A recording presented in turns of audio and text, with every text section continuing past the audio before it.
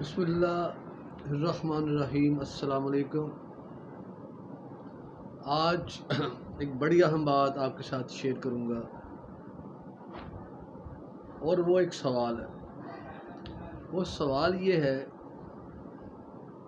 یہ بات مشاہدے میں آئی ہے کہ الحمدللہ ہمارے معاشرے میں، ہمارے ماحول میں، سراؤنڈنگ میں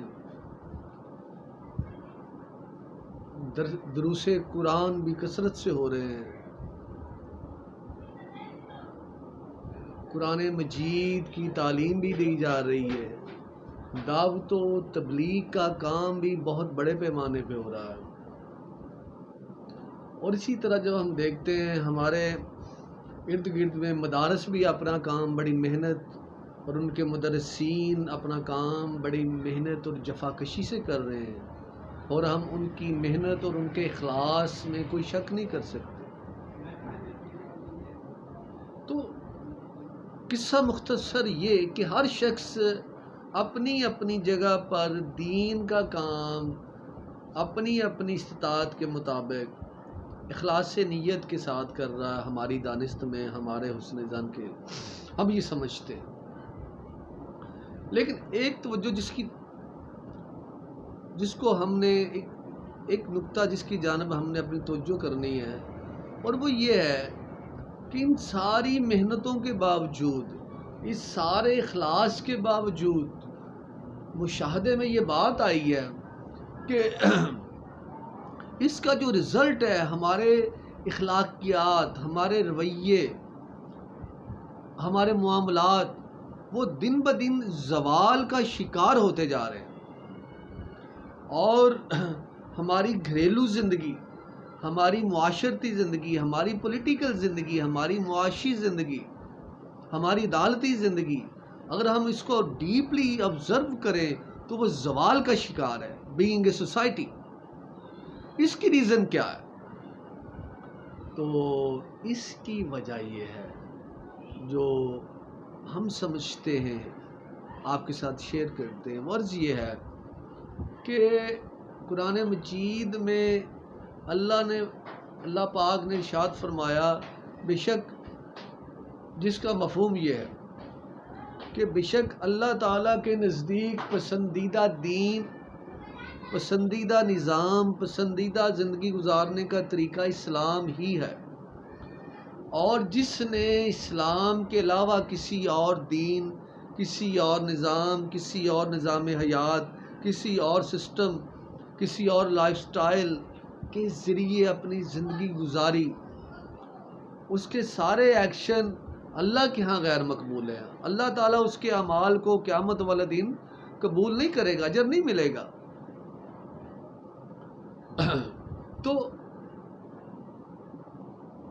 قرآن مجید میں اسلام کے لیے لفظ دین استعمال ہوا ہے، جس کو کہتے ہیں زندگی گزارنے کا مکمل طریقہ، یعنی کہ اسلام زندگی گزارنے کا مکمل طریقہ ہے۔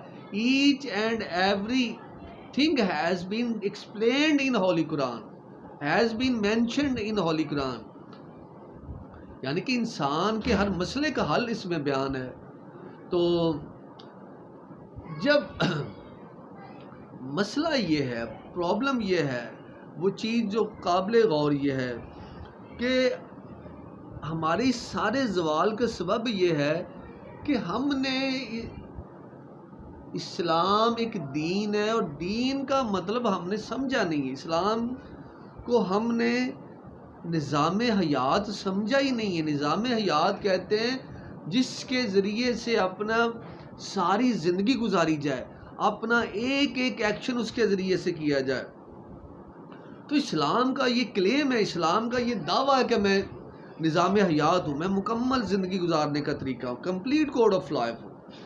لیکن دیکھنے میں یہ آیا ہے، ہم مسلمان، ہم اسلام سے عبادات تو لے رہے ہیں، اسلام سے نماز پڑھنے کا طریقہ تو لے رہے ہیں، روزے تو لے رہے ہیں، حج تو لے رہے ہیں، زکوٰۃ تو لے رہے ہیں، لیکن معاشرتی لائف میں، گھریلو لائف میں، اپنے معاملات سے اپنی پولیٹیکل لائف سے، اپنی اکنامیکل لائف سے، اپنی عدالتی لائف سے ہم نے اسلام کو نکال دیا ہوا ہے۔ اور یوں کہ ان ادر ورڈز اب ہم یہ بھی کہہ سکتے ہیں کہ جو گھریلو زندگی میں، تجارتی زندگی میں، سیاسی زندگی میں، معاشی زندگی میں، عدالتی زندگی میں، تعلیمی زندگی میں، زندگی کے ان تمام پہلوؤں میں ہم اللہ کے حکم کو نہیں دیکھتے۔ جب میں وضو کرتا ہوں اس وقت تو میں دیکھتا ہوں نبی علیہ السلام کی سنت کیا ہے، جب میں نماز پڑھتا ہوں اس وقت تو میں دیکھتا ہوں نبی علیہ السلام کی سنت کیا ہے، جب میں روزہ رکھتا ہوں تو اس وقت تو میں نبی علیہ السلام کی سنت کو دیکھتا ہوں کہ میرے نبی نے روزہ کیسے رکھا، جب میں حج کرنے جاتا ہوں تو میں اپنے نبی کی سنت کو دیکھتا ہوں، میرے نبی نے حج کیسے کیا۔ اللہ کی عزت کی قسم، جس طرح نماز، روزہ، حج، زکوٰۃ میں مجھ پر فرض ہے کہ میں نے اس کو اللہ کے پاک نبی صلی اللہ علیہ وسلم کی سنت کے مطابق ادا کرنا ہے، وگرنہ وہ اللہ کے ہاں مقبول نہیں ہے۔ بالکل اسی طرح میں نے اپنی گفتگو میں بھی نبی علیہ السلام کے طریقے، پاک طریقے کو فالو کرنا ہے، میں نے اپنی گھریلو زندگی میں بھی نبی علیہ السلام کی پاک زندگی کو فالو کرنا ہے، میں نے اپنی پولیٹیکل لائف میں بھی نبی علیہ السلام کی پاک زندگی کو فالو کرنا ہے، میں نے اپنی اکنامیکل، تجارتی، معاشی زندگی میں بھی اپنے پیارے نبی صلی اللہ علیہ وسلم کی زندگی کو فالو کرنا ہے، میں نے اپنی عدالتی زندگی میں بھی نبی علیہ السلام کو فالو کرنا ہے، میں نے اپنے معاملات میں بھی ایک ایک مائکرو لیول کی ڈیٹیل میں جا کر نبی علیہ السلام کو فالو کرنا ہے۔ لیکن ہم نے قرآن کو، نبی علیہ السلام کی سیرت کو پارشلی اون کیا، قبول کیا، اپنایا۔ اسلام میں اس کا کہیں ذکر نہیں ہے، قرآن مجید میں اس کا کہیں ذکر نہیں ہے۔ ہم عبادات تو نبی علیہ السلام کے طریقے سے کریں اور معاملات اپنی مرضی سے چلائیں، اس کی کوئی دلیل نہیں ہے قرآن و سنت سے۔ یہ ہم اپنی مرضی، نفس کی غلامی کے تحت کر رہے ہیں، یہ ہم شیطان کی غلامی کی وجہ سے کر رہے ہیں، دنیا کی غلامی سے کر رہے ہیں۔ لوگ کیا کہیں گے؟ سب لوگ ادھر کو جا رہے ہیں تو ہم بھی ادھر کو چلتے، چونکہ ساری دنیا نے اپنی معاشرتی زندگی سے، اپنی گھریلو زندگی سے، اپنی پولیٹیکل لائف سے، اپنی اکنامیکل لائف سے، اپنی عدالتی لائف سے، کیونکہ ساری دنیا نے دین کو نکال دیا تو ہم بھی نکال دیتے، ساری دنیا کر رہی ہے۔ جب انسان اپنے آپ کو مسلمان کہتا ہے، جب انسان لا الہ الا اللہ محمد رسول اللہ صلی اللہ علیہ وسلم پڑھ لیتا ہے، جب انسان اللہ تعالیٰ کو اپنا رب مان لیتا ہے، جب نبی علیہ السلام کو اپنا نبی مان لیتا ہے، کتاب اللہ کو اللہ کی کتاب برحق مانتا ہے، پھر اس کے پاس اپنی مرضی کرنے کا اختیار ختم ہو جاتا ہے اپنی زندگی میں۔ وہ زندگی کے کسی پہلو میں بھی اپنی مرضی نہیں کر سکتا، خواہ اس کی مسجد والی زندگی ہو یا معاشرتی زندگی ہو، اس کے معاملات ہوں یا عبادات، اس کو اپنی مرضی اس کی ختم ہو جاتی ہے۔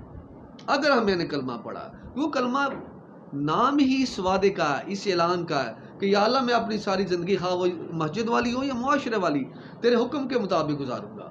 یہ ہے وہ نقطہ۔ اصل میں ہم اسلام کو صرف عبادات سمجھ رہے ہیں لاشعوری طور پر، اور ہم سمجھتے ہیں کہ معاملات اپنی مرضی سے چلائے جا سکتے ہیں۔ اگر میں وضو اپنی مرضی سے نہیں کر سکتا، نماز اپنی مرضی سے نہیں پڑھ سکتا، تو معاملات اپنی مرضی سے کیسے چلا سکتا ہوں؟ تو سیاست اپنی مرضی سے کیسے کر سکتا ہوں؟ تجارت اپنی مرضی سے کیسے کر سکتا ہوں؟ یہ ہے وہ بات۔ میں کوئی کام، کوئی بات، کوئی فیصلہ اپنی مرضی سے نہیں کر سکتا، کیونکہ میں مسلمان ہوں، میں نے کلمہ پڑھا ہے، میں نبی علیہ السلام کا امتی ہوں۔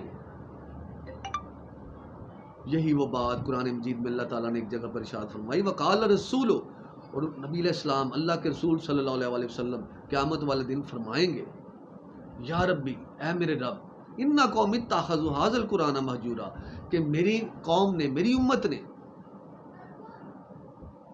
اس قرآن کو اپنی زندگیوں سے نکال دیا تھا، قرآن سے علیحدہ ہو گئے تھے، اپنی گفتگو سے قرآن کو نکال دیا تھا، اپنی ایکشن سے، اپنے معاملات سے قرآن کو نکال دیا تھا، اپنے گھروں سے قرآن کو نکال، اپنی مجلسوں سے قرآن کو نکال دیا تھا، اپنی سیاست سے قرآن کو نکال دیا تھا، اپنی تجارت سے قرآن کو نکال دیا تھا، اپنی معیشت سے قرآن کو نکال دیا تھا، اپنی عدالتوں سے قرآن کو نکال دیا تھا۔ تو یہ تو ایک چارج شیٹ ہے۔